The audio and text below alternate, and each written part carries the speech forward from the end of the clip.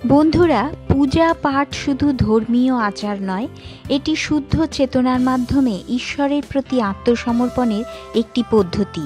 সঠিক নিয়ম মেনে না চললে পুজোর ফল অসম্পূর্ণ থেকে যেতে পারে।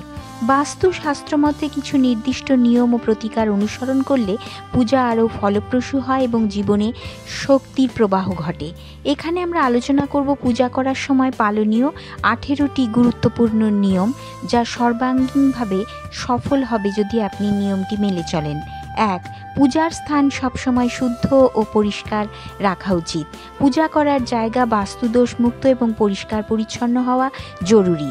মন্দির বা দেবতার স্থান নিয়মিত ঝাড় দিয়ে পরিষ্কার করা উচিত, যাতে দুর্গন্ধ বা নোংরা না থাকে। 2. দেবতাদের মুখ কোন দিকে থাকবে?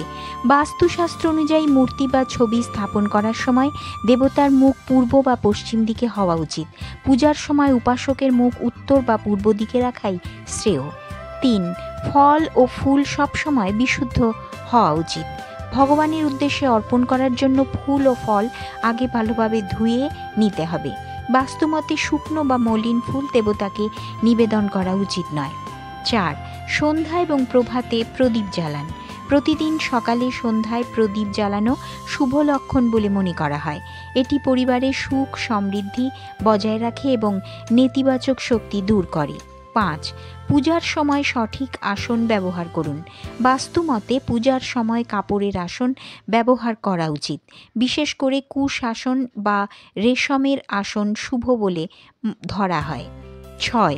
ঘড়ি দেখে পূজা করবেন না। পূজা কখন শেষ হবে তা ভাবার বদলে মনোযোগ সহকারে ও পূর্ণ ভক্তি সহকারে করুন। তাড়াহুড়ো করে পূজা করলে তার ফল মিলবে না। 7. বাঁ হাতে প্রসাদ গ্রহণ করবেন না। প্রসাদ সবসময় ডান হাতে গ্রহণ করা উচিত, কারণ বাঁ হাত ব্যবহারের মাধ্যমে পূজা অসম্পূর্ণ হয়ে যায়। 8. পূজার সময় নখ কাটা বা চুল আঁচড়ানো বারণ। পূজার সময় বা তার কিছুক্ষণ আগে নখ কাটা বা চুল আঁচড়ানো বাস্তুশাস্ত্র মতে অশুভ লক্ষণ। 9. চণ্ডী বা অন্য কোনো পবিত্র গ্রন্থ পাঠ করার সময় নিয়ম মানুন। শাস্ত্রমতে গ্রন্থ পাঠের আগে স্নান করা উচিত এবং পরিষ্কার পোশাক পরিধান করা উচিত। অশুদ্ধ অবস্থায় ধর্মগ্রন্থ পাঠ করা নিষিদ্ধ। 10. পূজার সময় মদ বা আমিষ খাওয়া উচিত নয়। পূজার দিন বা পূজার আগে রাতে আমিষ খাবার ও মদ্যপান করা নিষিদ্ধ। এটি দেবতার অসন্তোষ আনতে পারে। 11. শঙ্খ বাজানো শুভ লক্ষণ। শঙ্খ বাজানো দেবতাকে সন্তুষ্ট করে এবং বাড়ি থেকে নেতিবাচক শক্তি দূর করে। প্রতিদিন শঙ্খ বাজালে বাস্তুদোষ দূর হয়। 12. পাকা কলা গাছের পাতা ব্যবহার করুন। ভগবানকে ভোগ নিবেদন করার সময় কলা পাতা ব্যবহার করা বিশেষ শুভ বলে মনে করা হয়। 13. তুলসী পাতা সন্ধ্যার পর ছেঁড়া উচিত নয়। বাস্তুমতে সন্ধ্যার পর তুলসী পাতা ছেঁড়া নিষিদ্ধ, কারণ এটি লক্ষ্মী দেবীর অপমান বলে মনে করা হয়। 14. পূজার সময় পারফিউম বা সুগন্ধি লাগানো উচিত নয়। পূজার সময় কৃত্রিম সুগন্ধি বা পারফিউম ব্যবহার করা নিষেধ। এতে পূজার পবিত্রতা নষ্ট হয়। 15. পূজার সময় অন্তত একটি ঘিয়ের প্রদীপ জ্বালানো উচিত। ঘিয়ের প্রদীপ বাড়ির পরিবেশকে ইতিবাচক শক্তিতে পূর্ণ করে এবং বাস্তুদোষ দূর করে। 16. একবার নিবেদন করা প্রসাদ পুনরায় ব্যবহার করবেন না। ভগবানের কাছে অর্পণ করা প্রসাদ পুনরায় ঠাকুরের সামনে নিবেদন করা উচিত নয়। 17. গঙ্গা জল বা বিশুদ্ধ জল ব্যবহার করুন। পূজায় ব্যবহৃত জল সবসময় বিশুদ্ধ হওয়া উচিত।